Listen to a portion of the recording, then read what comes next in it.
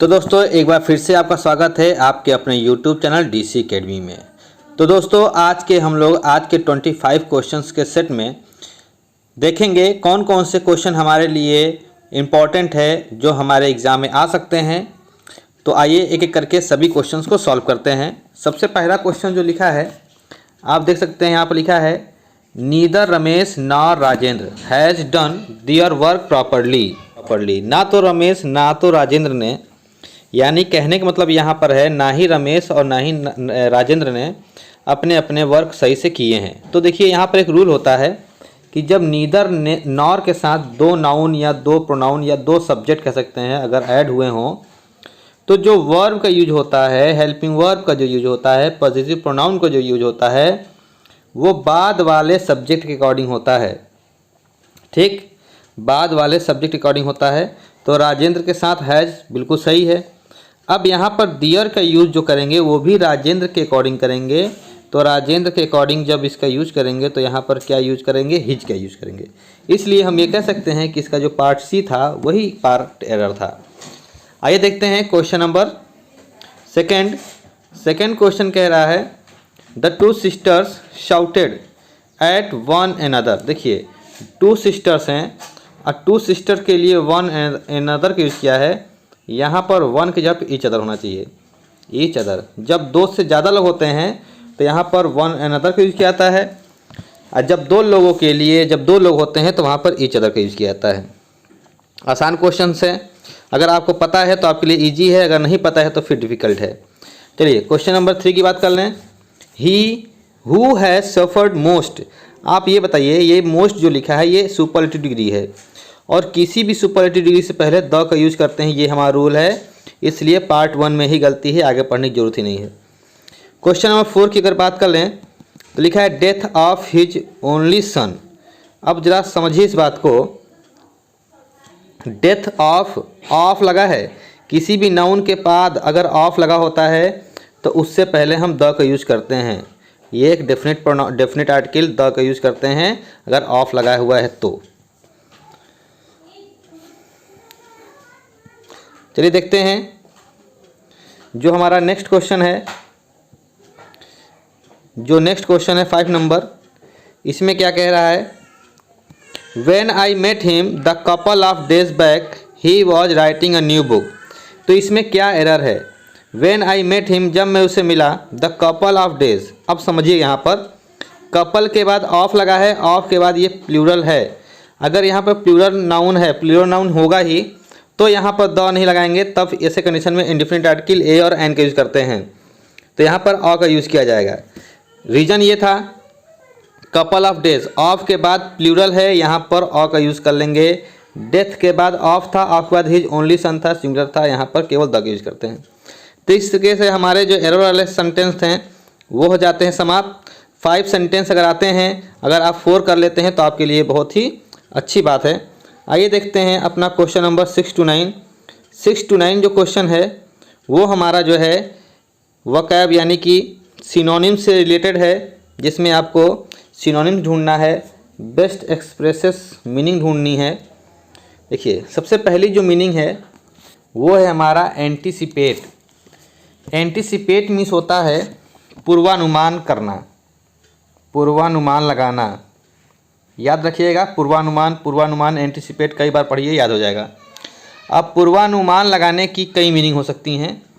यहाँ पर पहली जो मीनिंग है वो आपका लिखा है एंटागोनाइज, और एंटागोनिस के बाद जो अगली मीनिंग लिखा है एक्सपेक्ट। एक्सपेक्ट मीन्स क्या होता है, अनुमान लगाना। क्या होता है, अनुमान लगाना। आप चारों मीनिंग पहले देख लीजिए, इसमें किसका मीनिंग जो है अनुमान लगाना है, पूर्वानुमान लगाना है। तो एक्सपेक्ट करना, एक्सपेक्ट मीन्स उम्मीद करना, यानी कि हम पूर्वानुमान लगाते हैं। तो हमारा जो क्वेश्चन नंबर 6 का बी होगा वही हमारा राइट आंसर होगा। ठीक है। अगर क्वेश्चन नंबर 7 की बात कर लें तो ये लिखा है रिस्ट्रिक्ट। रिस्ट्रिक्ट मीन्स क्या होता है, प्रतिबंध। और प्रतिबंध का जो मीनिंग होता है वो प्रोहिबिट होता है। प्रोहिबिट मीन्स भी क्या होता है, रोकथाम। क्या होता है, रोकथाम या फिर रोक लगाना। क्वेश्चन नंबर 8 की बात कर लें, लिखा हुआ है डेटर। डेटर मीन्स भी होता है रोकना, डेटर मीन्स भी क्या होता है, रोकना। तो और भी जो मीनिंग लिखा हुआ है यहाँ पर जो लिखा है टू हिंडर मीन्स भी क्या होता है, रोकना, ठीक है ना। और अगर बी की बात कर लें, टू डिसअप्रूव मीन्स क्या होता है, नापसंद करना। तो नापसंद तो हो नहीं सकता है, हमारा डी वाला ही आंसर सही होगा। अगर डिफ़र की बात कर लें तो डिफ़र का मतलब क्या होता है, अलग होना। और निगलेक्ट मीन्स क्या होता है, निगलेक्ट मीन्स होता है उपेक्षा करना किसी को। तो एक बार 9 नंबर देखते हैं, 9 में क्या मीनिंग है, ट्रिमेंडस मीन्स क्या होता है, आश्चर्यजनक। आश्चर्यजनक का जो सही सिनोनिम्स होगा वो रिमार्केबल होगा। रिमार्केबल का मतलब भी होता है आश्चर्यजनक, तो ट्रिमेंडस का क्या हो जाएगा, रिमार्केबल, आश्चर्यजनक। अब हम लोग देखेंगे क्वेश्चन नंबर 10 से लेके 13 तक की मीनिंग को। इसमें क्या कह रहा है, choose the word opposite in meaning, opposite meaning ढूंढना है। तो पहली मीनिंग हम लोगों के सामने आई है इंडोलेंट। इंडोलेंट मीन्स होता है आलसी। अब आप आसानी से समझ सकते हैं, आलसी का जो उल्टा होगा यानी अपोजिट होगा वो डिलीजेंट। डिलीजेंट मीन्स क्या होता है, परिश्रमी। तो ये हमारा जो है राइट आंसर हो जाएगा। अगर और भी मीनिंग की बात कर लें तो ब्रिलियंट आपको पता ही है। मोलिवेलेंट मीन्स होता है बुरा चाहने वाला। मोलिवेलेंट का मतलब होता है बुरा चाहने वाला। और सॉल्वेंट मीन्स क्या होता है, विलायक। तो ये हमारे होंगे नहीं, यानी कि हमारा जो ऑप्शन नंबर ए था वही इसका राइट आंसर था। दूसरे अगर बात कर लें मीनिंग जो हमारी 11 नंबर में दिया है वो कोहेरेंट दिया है। कोहेरेंट मीन्स होता है सुसंगत। तो सुसंगत का जो अपोजिट होगा वो आपको सामने दिख रहा है, डिसऑर्टेड मीन्स भी होता है विकृत यानी अलग होना बिल्कुल। अगर और मीनिंग की बात कर लें, डिसऑर्गेनाइज्ड मतलब होता है अव्यवस्थित। केयर फ्री मीन्स होता है बेफिक्र। और इनेप्ट मीन्स होता है अकुशल। तो हमारा डिसऑर्टेड हमारा जो है राइट आंसर हो जाएगा। 12 नंबर की बात कर लें, इमिनेंट मीन्स क्या होता है, श्रेष्ठ। इमिनेंट मीन्स क्या होता है, श्रेष्ठ। अब श्रेष्ठ का मतलब बहुत अच्छा, श्रेष्ठ मीन्स बहुत अच्छा। तो इसका ऑर्डिनरी हो जाएगा, बहुत ही निम्न स्तर का। और सक्सेसर का प्रीडिसेसर होता है, सबको पता है सक्सेसर मीन्स आगे का, प्रीडिसेसर मीन्स क्या होता है, पीछे का, पहले का। तो 13 के बाद देखते हैं कौन से क्वेश्चन हमारे सामने हैं। 14 से 16 में क्वेश्चन क्या कह रहा है, 14 से 16 तक के क्वेश्चन में क्या कह रहा है कि इसमें जो है इडियम्स फ्रेज की बात उसने कर लिया है। इडियम्स फ्रेज दिया है तो एक हमारे सामने सेंटेंस दिया है, उसमें एक इडियम मीनिंग यूज़ किया है, बताना है उसका एग्जैक्ट जो है मीनिंग क्या होगा वो हमें बताना है। द मदर यानी जो माता जी हैं, ऑलवेज इंसिस्ट मतलब हमेशा बताती हैं, प्रेशर करती हैं यानी कि दबाव डालती हैं, ऑन कीपिंग द हाउस घर को रखने में, क्या रखने में, स्पाइस एंड स्पान। अब देखिए, रूम को बंद रखने में, सुरक्षित रखने में, खुला रखने के लिए या टीडी रखने के लिए। तो अब इसकी मीनिंग होता क्या है, speak and span. Speak and span means होता है स्वच्छ रखना। क्या होता है, स्वच्छ। तो स्वच्छ, टीडी का मतलब भी स्वच्छ ही होता है। तो टीडी मीन्स स्वच्छ रखना, यानी कि माता जी हमेशा कहते हैं कि घर को स्वच्छ रखा करो। तो टीडी क्या हो जाएगा, इसका राइट आंसर हो जाएगा। 15 नंबर की बात कर लें, the man change colours when I question him on the allocation of funds. देखिए यहाँ पर सीधी सी बात है कि चेंज कलर, इसमें बताना है कि चेंज कलर क्या है, इसकी मीनिंग क्या है। देखिए चेंज कलर मीन्स होता है भयभीत होना।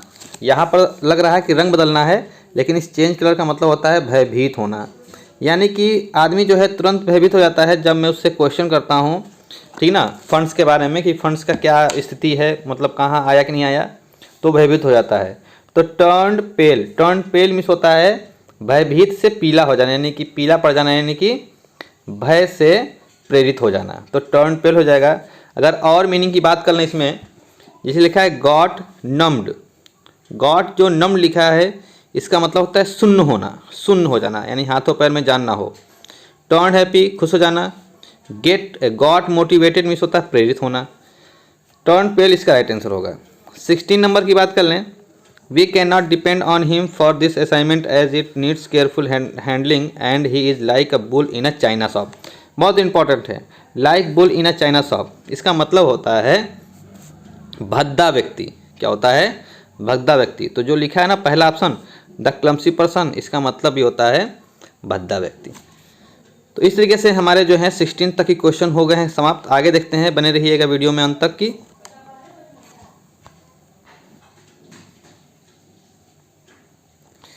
चलिए अब हम लोग देखते हैं क्वेश्चन नंबर 17 से 20 तक की क्वेश्चन क्या कह रहा है। In this question a part of the sentence is bold, यानी कि ये हमारे सामने एक सेंटेंस लिखा है जिसमें कुछ पार्ट जो है बोल्ड है, बताना है कि इसमें क्या गलती है, सीधी सी बात।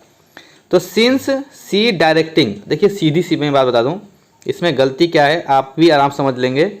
डायरेक्टिंग वर्ब की एनजी फॉर्म है, अब वर्ब की एनजी बिना हेल्पिंग वर्ब के नहीं लगती है, तो एक हेल्पिंग वर्ब तो होगा ही। तो since she has directed, since she has been directing, since she was directing. देखिए सिंस लगा है, तो सिंस का मतलब ये हो जाता है कि ये कोई प्रेजेंट परफेक्ट कंटिन्यूअस या पास्ट परफेक्ट कंटिन्यूअस होगा। तो देखिए यहाँ पर हैज बीन डायरेक्टिंग, अगर ये प्रेजेंट परफेक्ट कंटिन्यूअस है तो since she has been directing हो जाएगा। तो ऑप्शन नंबर बी इसका राइट आंसर हो जाएगा, क्योंकि ये sentence present perfect continuous tense में दिख रहा है। सी वाज डायरेक्टिंग नहीं होगा, केवल सी हैज बीन डायरेक्टिंग होगा, क्योंकि एक प्रेजेंट परफेक्ट कंटिन्यूअस में हैज बीन हैव बीन लगता है। अगर 18 सेंटेंस की बात कर लें तो she is scrutinizing hard for the final examination. तो यहाँ पर जो स्क्रूटनाइजिंग लिखा है इसका मतलब होता है बारीकी से देखना। तो अगर किसी का अगर फाइनल एग्जामिनेशन है तो बारीकी से नहीं देखता है बल्कि रिवाइजिंग करता है, तो रिवाइजिंग यहाँ पर राइट आंसर होगा। रिकलेक्टिंग, रिकलेक्टिंग नहीं होगा, हमारा जो रिवाइजिंग होगा। साफ साफ आंसर दिख रहा है कि किसी का अगर फाइनल एग्जामिनेशन, अगर आपको भी एग्जाम देना है तो आप किसी भी चीज़ को जो है रिवाइज ही करते हैं, और जब सिलेबस शुरुआत में पढ़ते हैं तो बारीकी से पढ़ते हैं, वो अलग बात है। 19 नंबर सेंटेंस देखिए, 19 नंबर में कह रहा है this is the late edition of the Shakespeare. देखिए लेट नहीं होता है, लेट नहीं होता है, लेटेस्ट होता है, क्योंकि यहाँ पर द के बाद लेटेस्ट ही होगा, क्योंकि यहाँ पर द यूज है, द के बाद सुपरलेटिव डी का जो है यूज होगा एडवर्ब का। तो she is the latest edition of the Shakespeare, ये शेक्सपियर का नवीनतम जो है एडिशन है। समझ में आया आपको? 20 नंबर की बात कर लें, you can borrow your my laptop as long as. देखिए मैं बता दूँ आपको, एज लॉन्ग एज का यूज़ टाइम के पर्पज़ से होता है, यहाँ पर टाइम के पर्पज़ से यूज नहीं हो रहा है, यहाँ पर सो लॉन्ग एज का यूज होगा।